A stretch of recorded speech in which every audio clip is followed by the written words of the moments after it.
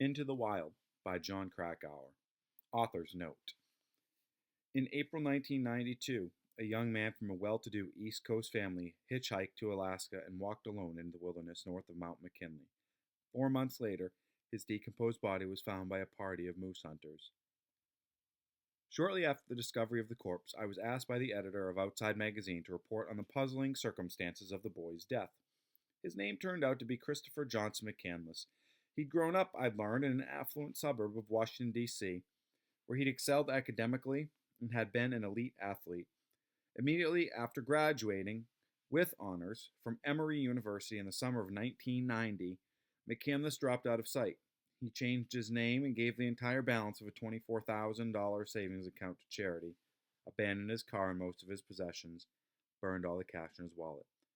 And then he invented a new life for himself, taking up residence at the ragged margin of our society, wandering across North America in search of raw, transcendent experience.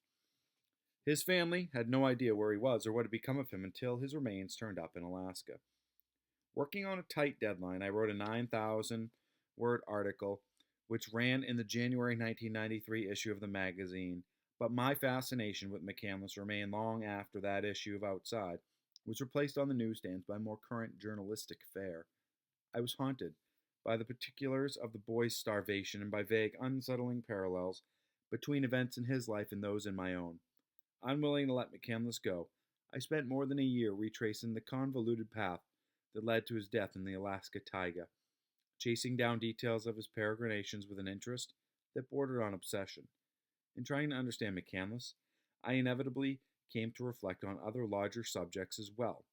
The grip wilderness has on the American imagination, the allure high-risk activities hold for young men of a certain mind, the complicated, highly charged bond that exists between fathers and sons.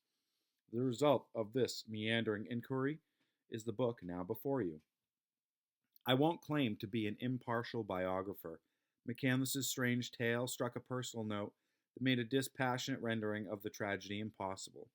Through most of the book, I have tried and largely succeeded, I think, to minimize my authorial presence. But let the reader be warned, I interrupt McCandless's story with fragments of a narrative drawn from my own youth. I do so in the hope that my experiences will throw some oblique light on the enigma of Chris McCandless. He was an extremely intense young man and possessed a streak of stubborn idealism that did not mesh readily with modern existence. Long captivated by the writing of Leo Tolstoy, McCandless particularly admired how the great novelist had forsaken a life of wealth and privilege to wander among the destitute. In college, McCandless began emulating Tolstoy's asceticism and moral rigor to a degree that first astonished and then alarmed those who were close to him.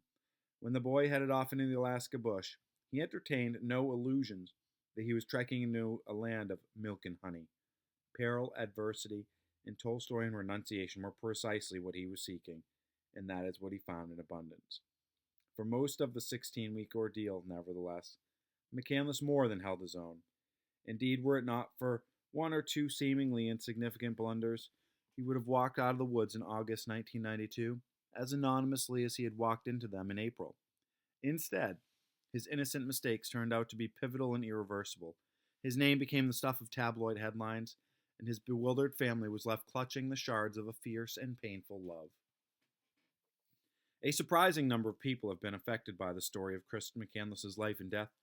In the weeks and months following the publication of the article in Outside, it generated more mail than any other article in the magazine's history. This correspondence, as one might expect, reflected sharply divergent points of view. Some readers admired the boy immensely for his courage and noble ideals. Others fulminated that he was a reckless idiot, a wacko, a narcissist who perished out of arrogance and stupidity, and was undeserving of the considerable media attention he received. My conviction should be apparent soon enough, but I will leave it to the reader to form his or her own opinion of Chris McCandless. Jon Krakauer, Seattle, April 1995.